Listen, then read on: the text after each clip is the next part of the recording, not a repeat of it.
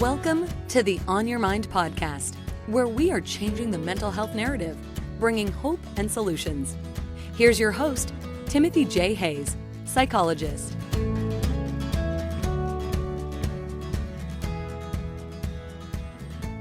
Jeff Patterson has over 36 years of experience practicing and teaching the meditative and martial arts. As the founder of Northwest Fighting Arts, Portland Tai Chi Academy, and the Yielding Warrior, he emphasizes the transformative power of meditative and martial arts practices, particularly the yielding concept. He has published 2 books and hundreds of instructional videos. Again, he's the founder of the Yielding Warrior online program. He has worked with thousands of students from around the world. Well, Jeff, welcome. Thanks for being here. It's good to see you. Thank you for having me. It's a pleasure. I'm hoping you can let us know a little bit about how you decided to write a book about yielding and warriorship. Yes, I was drawn to the meditative arts in a bit of a roundabout way, in that when I first started training in the martial arts, I was very into Western boxing, and I love the thrill and the pace of the sport. And I used to go to this boxing gym that was just a few blocks down the street here from my academy in Portland. And there was a boxing coach there who I really wanted to get to spend some time with. He was a very well-known coach. He had trained national and world champion level fighters, and he was just somebody who I really looked up to. And so I would show up at the gym all the time and try to get him to notice me and see if he'd spend some time with me. And after following him around for 3 or 4 months, he finally started giving me some tips and showing me a few things. And it was only about 2 or 3 weeks from getting to spend some time with him when he said something to me that changed my life in multiple ways, and I'll always be grateful for. In that he told me that if I really wanted to be a good boxer, I should start doing meditation and Tai Chi. Now, at the time, I was this young kid, 19, 20 years old, thinking, isn't Tai Chi for older people in the park? How is that going to help me be a better fighter? And I started doing the practice, and it changed my life. I've been running this academy now for 30 years. I've seen thousands of students come through the academy, and I've heard hundreds of stories of how the meditative arts has positively influenced people's lives. Because of that, and seeing all those positive changes, that's what's motivated me to write my last couple books and create my online program, teaching people how to build an evolving meditative practice. And so that's where the original inspiration came from. Well, so the book is The Yielding Warrior. As I was mentioning to you, one of the aspects of jumps out at me as a psychologist is the listening section, when you're starting to talk about using yielding as a tool in listening. Can you talk a little bit about how the interface between listening and good communication and yielding for you? Yes. So I break down yielding into 3 categories. So we have physical yielding, mental yielding, and emotional yielding. Physical yielding is the easiest one to understand, and it's the idea that I push you, you push me. Whoever would be the bigger, stronger person with the most leverage eventually would push the other person over. But with yielding, instead of us trying to see who the bigger meathead is, when you push me, I get out of the way of that force, and now I can respond with less effort. Now, this has been used in the combative arts for generations. It's used in any form of contact athletics that you may see. And it's very valuable. A lot of professional athletes these days are using the meditative arts to help improve their game. Now, in order to be good at physical yielding, a lot of things have to come into play. One, you need to be very well rooted. The lower part of your body needs to be strong and flexible so you can change your central equilibrium without getting tight. The body has to be relaxed. The breath has to be calm, and the mind has to be present. Now, it takes years and years to get to a high level of this, But when you start noticing these things inside of yourself at a more detailed level and a heightened awareness, you also start noticing these things in other people. So now when we move into what I call mental yielding, say, for example, we're having a conversation and I say something that unsettles you, and I pick up on it right from the beginning. It's a lot easier to adjust the conversation and keep us in a happy place than if I'm not paying attention to that. And pretty soon I'm so far off track, you want to knock me upside the head. And so learning how to use yielding in all of our interactions is extremely powerful. One, you're just being more considerate, which is something we should all do a little more of anyway. And two, it allows you to be very strategic in that you can guide conversations with people to a positive outcome with the least amount of resistance. And it's obvious how this is good in relationships, but it's also good in business. It's good in sales. It's good in negotiations. I mean, if you ever study any military history, they use this in combat. There's so many different ways, and a lot of times people think when they hear the term yielding that they're being weak and they're giving up. It's not about giving up and being weak. It's about strategically positioning yourself to get the outcome you want to achieve with the least amount of resistance. And that would be an example of what I call mental yielding. Then there's also emotional yielding. And emotional yielding is with our own interpersonal conflicts. So you think about oftentimes something will happen to us and we'll respond and we'll go down this path. And we might get an hour, a day, a week down that road and realize maybe that wasn't the best choice.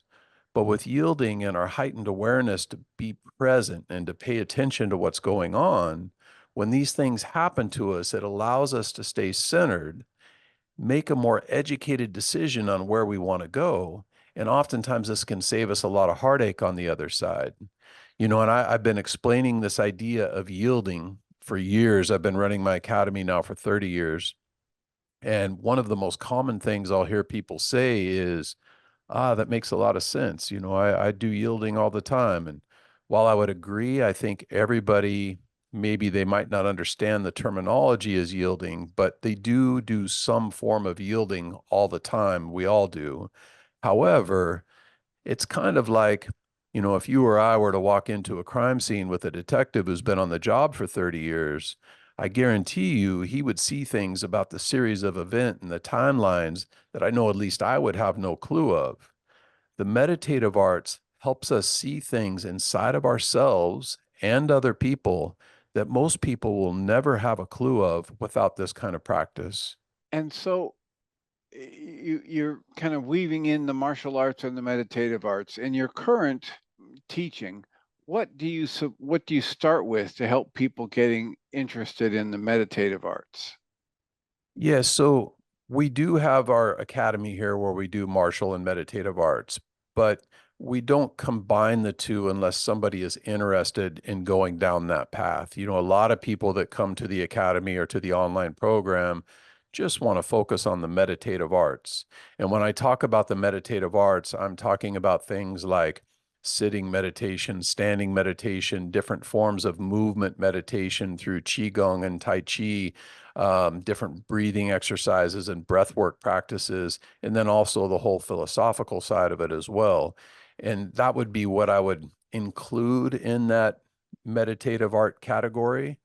At the academy here, we also have a martial arts program where we do Brazilian Jiu-Jitsu and Muay Thai and Western boxing, but those two are, while they do have some similarities and there's things that you could do that would help benefit the other, they're two very different things. And so when you're starting with people, getting them introduced to the meditative arts, do you start them with walking meditation, sitting meditation? Do you have specific, structured meditations you give them or open form meditations? How do you approach it? I think having a good understanding of the overall practice and how to build a life practice is the most important thing. And I break down the three categories of practice and meditation into ritual practices, active practices, and philosophical practices.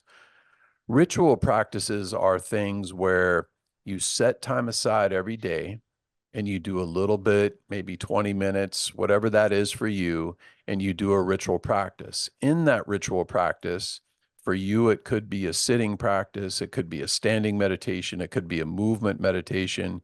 If you are somebody who has a difficult time sitting in one place for 20 minutes, then I would recommend maybe doing a Qigong set or a Tai Chi routine, something to help get used to that idea of quieting the mind and being in that present state. And once you have a good ritual practice that you do every day, like you're brushing your teeth, the Dalai Lama once said everybody should meditate for 20 minutes a day.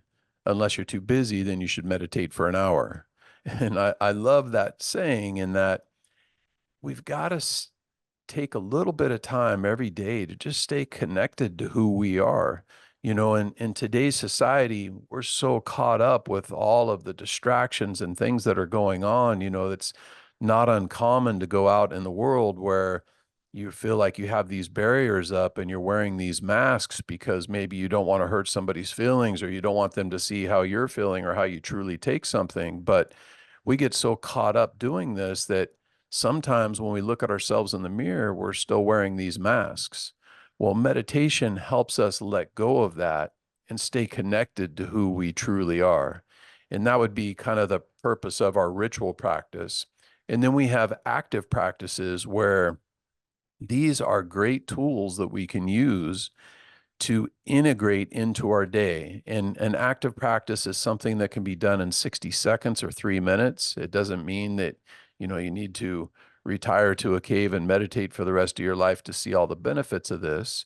But as we do this, they could be things like maybe just counting out 10 breaths, or doing some spinal rotations, or a simple movement practice. And the idea is to keep our presence and our state of awareness in tune all day, every day. So we start living the practice rather than doing meditation as a hobby that we do once or twice a week. And once we can kind of integrate these practices into our day-to-day activities, that's where we really start reaping all the benefits of the meditative arts. And then lastly, there's the philosophical side of the training. And that can be both active or ritual-based practices. And so as we're building an evolving life practice around the meditative arts, you can pull things from all of these directions as we're building a practice for you. So help me understand, if you can, what you mean when you say the philosophical aspect of that. I got the ritual, I get the active. What do you mean when you say the philosophical aspect of it? So that's a pretty deep practice, in that you could do things from doing different sound and vibrations that help resonate different energies in the body. You could do things from memorizations of different sayings. One of my old meditation teachers, he always used to have me memorizing different sayings from philosophical life concepts around virtue and mindset training, which led me into, if you're familiar with the Tao Te Ching, I memorized the Tao Te Ching, and I used to say that in my head every day. And all of these things that all 80 some verses.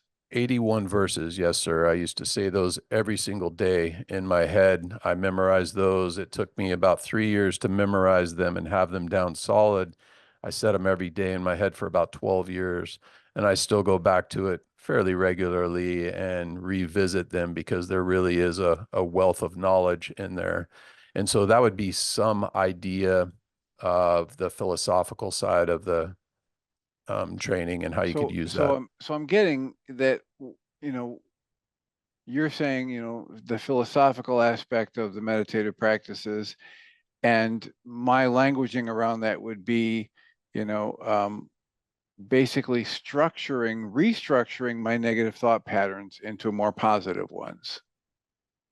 Definitely, you could use a form of a gratitude meditation to help be more positive. There's a lot of little things that you could do to help reprogram our minds, because we think all these thoughts every day, but a lot of times we get in a rut and we start thinking the same thoughts every day. And if we don't change our pattern and how to focus on a more positive direction and inspire new thoughts and new energies going on in our mind, we could go by with 10 years of seeing very little change in our lives. And so Well, and this, and not only not seeing very little change, but we've been strengthening the negative just out of the habit, right? If we're on exactly. autopilot with negative thoughts, they get really well rehearsed and they have a lot of momentum. Yes, very true. You know, you mentioned this briefly in the book. You're talking about it at one point, doing some breath work, but then adding toning or chanting, whether it's Om or Ah or some other things. And it had me thinking about the deep benefit that's come from chanting and toning for, thousands of years. One of the books, Echoes of an Ancient Dream by Dale Allen Hoffman, is one where when I was reading that book and experimenting with it, as he was inviting us to, how deeply I felt some of the energy resonance with that. And so can you talk a little bit more about the role of toning or chanting in your experience? Yes, there's a lot of different directions that you can use this. So in Chinese medicine, first off with qigong, we break down the practice into the athletic or the martial side, the therapeutic side, the medical side, the philosophical side, and also the meditative or spiritual side. And when we talk about chanting, we can use this to stimulate different energies in the body. So it is believed through the different five directions that there's different energies and sounds that vibrate different organs in the body and create different energies. And so we could use this for that purpose. And we could also do something, for example, you mentioned the idea of using Om or that chant that we could do over and over again. Just the sound of that vibration can help us find that space in the body and in our mind to just tap into that present moment. And it starts to help let go of tension in the body, helps us find a rhythm within our practice. And then we can also use these to attach a meaning to it.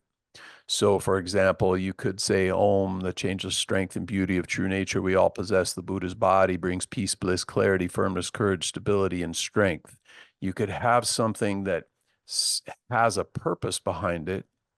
And if you do that, it'll program the mind to be thinking those specific thoughts. And so there's a lot of different directions you can take that. Well, and as I was mentioning when I was reading and practicing, the visceral, the felt sense got so much more amplified of whatever good thoughts or good intentions were present. If I allowed not just the silent mental working, but the vocalization and the energy that resonates through them. That's, you know, so many people that I'm sure you're aware of, they do sound healing, sound meditations, gong baths, etc. And it's another way to get that vibration moving. And if I can align myself with that vibration without having to go to a gong bath, right? If I can just do it through chanting or toning, it's much more efficient. Not that it's exclusive from the other. I mean, they can both be Yeah. a good part of my self-care, but And that's the one thing that I really enjoy about the meditative arts, because there's a lot of things out there that are good for us, right? You know, going to get a massage or getting acupuncture or whatever. But when you start learning how to direct the energy in the body and be in tune and get these different outcomes, you can do a lot of that just through your own internal practice. You know, with for the breath, for example, there's a lot of different directions and how we can use the breath, and we can use this to get different outcomes by changing our excited state or our depleted state and use it as a strategy. And so it really is something where it's a science. You know, I've been studying it for over 30 years and I'm still just a student. I'm nowhere near the master, and this is my life's work. And so it's one of those things where it's not something that you can learn by watching a video here or there. And that's something for you newer practitioners out there that I highly recommend, is that while I think it's good, especially if in your area you don't have any qualified teachers to go to, it's okay to learn things from a video. But when you do your ritual practice and you're practicing every day, it's meant to be time where we turn internally. And so it's called the internal arts for a reason. Our ritual practice, we shouldn't be watching a video. We don't want to be listening to audios. It's just that time where we can connect with who we are and be a little bit more in tune and present in our bodies. So while you may be forced to learn from a video program or an audio program, that's a great resource. But just remember, for an ongoing practice, we want to get to where we can do these things without the outside distractions. And you've mentioned a few times spending time with yourself, and each time you've mentioned it, I've thought, so many of us need to discover who the heck we are, right? To actually form an awareness that there's more going on here than just the physical body. And then what is that? What are the thought structures that I have accumulated around who I am and what I am that might be counterproductive at best? And so this internal quieting practice you're calling us to, this meditative practice, without listening to a video or having the outside distractions. I know several people that talk about one of the hardest assignments is to just go into your bedroom, turn off all the music and lights and incense and no distractions, and just sit there for an hour or two. And most people just are unwilling or unable to make that happen because there's so much that comes up that's inside them that they're not used to dealing with, right? We're used to dealing with it through suppression and denial and avoidance. And when you turn into this internal meditative practice, you have to get past the denial, right? The other thing I was hoping you could talk to us a little bit about is in the breath techniques, you were talking about it. You can have breathing techniques that are there to calm you. There have breathing techniques that are there to energize you. There are breathing techniques that are designed to help you focus. Do you work with specific different techniques when you're working with your students? Yes. And if you don't mind, I'm going to take a little detour before I answer that question, Sure, because you go ahead. mentioned something a minute ago that I think would be worth noting, in that, one of the most common things I've heard people say when they come to the meditative practice is that, I tried that before and it just didn't work for me because I couldn't quiet my mind. I just got too distracted. And, somewhere along the way, there's been this misconception or this belief about meditation where you have to quiet your mind for it to be beneficial. And that's so not the case. When you sit down and do a meditation practice, you may get distracted 100 times in 20 minutes, and that's perfectly normal. I've never once met, I've been really fortunate to be around some very well-known meditation practitioners through my years, and I've never once met anybody that doesn't get distracted. And the idea with the meditation is that when you do get distracted, you use your breath, your posture, or your movement, if you're doing a movement practice, to bring yourself back to center and focus. Now, if you do this 100 times a day and you do this every day for a month, for a year, for 5 years, you get so good at, one, recognizing the distraction at the first imbalance, and two, learning how to bring that distraction back to center. By doing this over and over again, now no matter what happens to you, you're walking down the street and somebody says something rude to you, or you get stressed out at work because there's so many things piling up, you recognize these feelings of imbalance right from when they start, and you can use these tools and strategies to help bring yourself back to center and find a more clear focus in what you're doing. And so that's just something I wanted to take a little detour on. With talking about the breath, I think it's a good point to tap into what I call the 5 regulations. And in the 5 regulations, we have regulating the body, regulating the breath, regulating the mind, regulating the energy, and regulating the spirit. Regulating the body is the easiest one to do. And if you're disciplined in 2 or 3 months, you can see a lot of physical change from regulating the body. And what I mean by this is think about a time maybe where you're sitting at your computer for 2 or 3 hours and your shoulders are round forward and you start feeling lethargic and start feeling just kind of low on energy. Neck maybe is getting sore, your body's getting tight. And now think about another time where maybe the most important person in your world walks into the room and you perk up and you have all this energy and your whole state changes. This one thing we can control all day, every day. If you sit with correct alignment, if you walk around with good posture, your overall energetic state is going to change.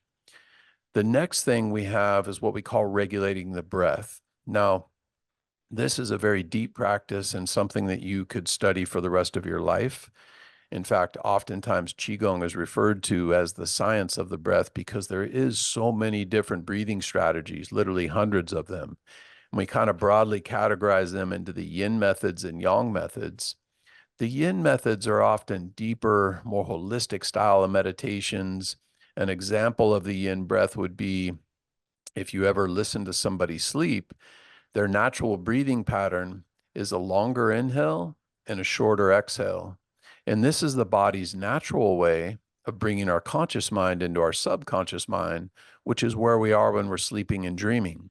So if we want to emulate this with some of our meditative practices, we can do longer inhales, soft retentions at the end of the inhale to help bring that energy inward, which is extremely good for helping with stress and anxiety or getting to deeper levels of meditation.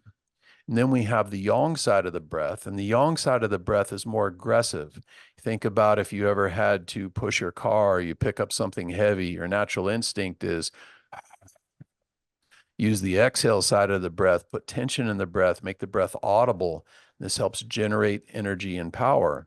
Kind of like a lot of athletes and people who compete in the combat sports, you'll see them use this kind of style of chanting and this exhale to help build up that energy and to get them prepared for whatever kind of event they're getting ready for.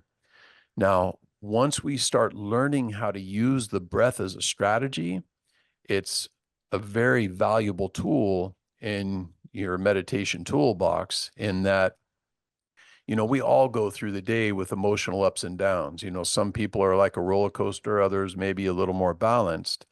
But when you start to use the breath as a strategy and you see yourself start to get excited, you can use the breath to help keep you down a little bit. And when you see yourself starting to get depleted, you can use the breath to help bring you back up. So now you're going through the day with a little more balance rather than being on this roller coaster ride, which is very depleting and energy draining. And so the breath is a very valuable tool and asset we use within the practice. Next, we have regulating the mind. In regulating the mind, we talked a little bit about by meditation strategy. When you get off center, you come back, you use the breath or the posture to come back to center. Well, this is something that you could spend the rest of your life working on. We're all trying to get better at this. There's a story that I love about these two monks, and they're walking down a dirt road after a rainstorm. And they come up to this big mud puddle, and on the other side of the puddle is this beautiful lady, and she's standing there in a white dress, and she's crying. And the older monk hollers across the puddle, and he says, "Ma'am, is everything okay? Can I help you?" And she says, "I need to be somewhere, and I can't get across this puddle without getting my dress all dirty." So the monk rolls up his pant legs, walks across the puddle, picks her up, puts her on his back, takes her to the other side, and she's off on her way. Well, him and the younger monk are walking down the road for a couple miles. And finally, the younger monk is just furious. And he says, we're not supposed to touch ladies, but yet you did back there at the puddle." And the older monk looks down at him and he says, "You're still thinking about that lady? I left her back there at the puddle." And, we do this all the time. We're all guilty of it. We'll have a distraction, we'll have a negative thought in our mind, and we'll follow it 2 miles down the path before we ever even deal with it or let it go. Or And 20 the idea, years. yeah, exactly. Yes. And, when we learn how to recognize these imbalances from the beginning, it's a lot easier to let them go than after they've had 2 years worth of distractions and negativity building up from the distraction. And that's one of the things that's so valuable about meditation is it helps us see these things. When you drop the pebble on the hill, it's easy to pick up the pebble, but if it starts rolling down the hill and creates an avalanche, it's difficult to stop, right? And so learning how to make these adjustments while they're easier is very beneficial in so many different areas in life. Then the next regulation is regulating the energy. And regulating the energy is a really deep topic. And, we could talk for hours on this one thing, but a basic understanding of it is we learn how to do different energetic circulations in the body and lead the energy towards different things with some of these meditative practices. And once you've learned how to regulate the body, regulate the breath, and regulate the mind, regulating the energy is easy, but the prior three take some work. Then lastly, we have what we call regulating the spirit. And this again is a very deep concept. And, a lot of monks who live the meditation lifestyle or Qigong masters who live this lifestyle, their ultimate goal is to reach this stage of enlightenment. Well, as I mentioned before, I've been training for 36 years and I've traveled around the world many times training with different teachers all over the planet. And I've never once met anybody who I would consider as fully enlightened. And so I don't even know if in today's society this is something we will ever see, but we catch glimpses of this. So you get those aha moments, or if you're in athletics and you have that flow state and you're in that period of time where it's everything is just clicking and you're 100% present. This is the idea of regulating the spirit. And so these 5 regulations are extremely valuable and part of the core of any meditation practice, whether you're doing a sitting practice, whether you do yoga, whether you do Tai Chi, Qigong, Yi Chuan, it doesn't matter what it is. These are kind of the fundamental basics that you develop through the practice. Excellent. The more I'm hearing you talk about it, the more I'm hearing what we do in any really good therapy is the same awareness of the internal process, finding the earliest warning signs of upset or tension, and giving people options for how to respond in that moment, including, canceling everything you think you want and asking for a whole different way to perceive the moment. And again, it's so much easier to do if you catch it before the momentum has built up. So if you can just get if we could just get everybody to live that lifestyle, then we don't need to wait until they need therapy because they're so far down this path, right? And so when we do it with the little things, like, we drop our keys in the mud, it's easy to, that could imbalance us. But if we practice it all day, every day, and we start living this lifestyle of meditation, now a lot of times the bigger things don't affect us as much as they used to, and so it's an extremely valuable practice. And this, I'm sure you've seen this a lot in what you do.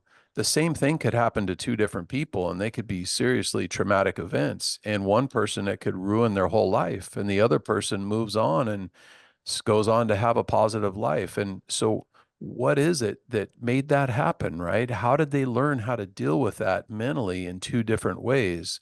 Well, I think, the meditative arts is one of those things that teaches you how to do that and how to incorporate this kind of way of living in your life. Well, and even more to the point is that the same thing can happen to the same person on 2 different days. And on one day they're having a bad day and it Yeah. seems to be so disruptive. And then another day they're having a good day. And it's, oh, who cares? And so it's so much about what I choose as a meaning or an interpretation for this event and place on it that generates all of this tension. If we can help people understand how much they are architects and builders of their experience moment to moment, rather than just witnesses or victims to it. Totally agree. And I think in order to do that, they have to have some kind of a system in place that helps them live that kind of a lifestyle, because naturally in today's society, there's so much negativity out there. If we just kind of get caught up blindly doing our day-to-day activities, that we're going to get distracted, and it's hard to stay on that positive path if we don't have a plan.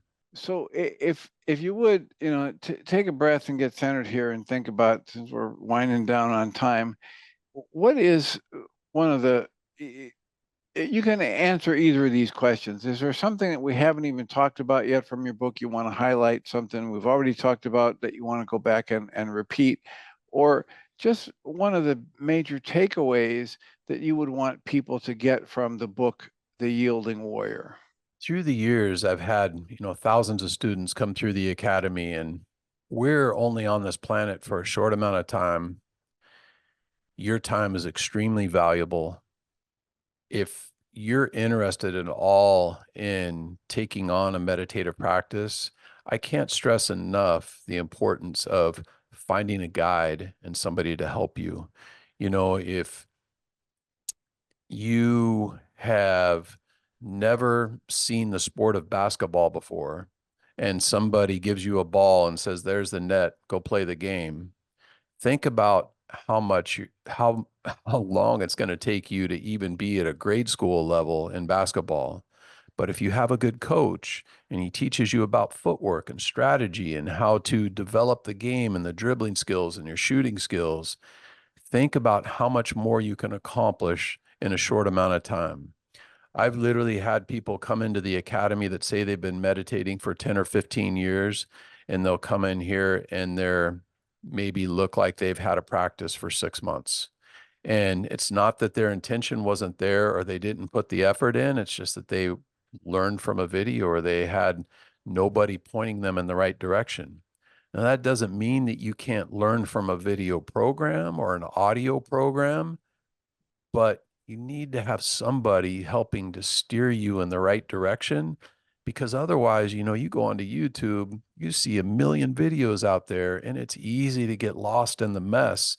And, probably half of them aren't even worth watching in the first place. And there's a lot of good content out there. I'm not saying that there's not, but if you don't have somebody help and guide you through it, it's easy to get lost in the mess. Yeah, and there's so much out there. If you don't know what the good stuff is, because you're just new to this, you don't know how to separate the wheat from the chaff, so to speak. Yes. You can get, years of practicing how to do it poorly. It just develops bad habits for me, right? Yes.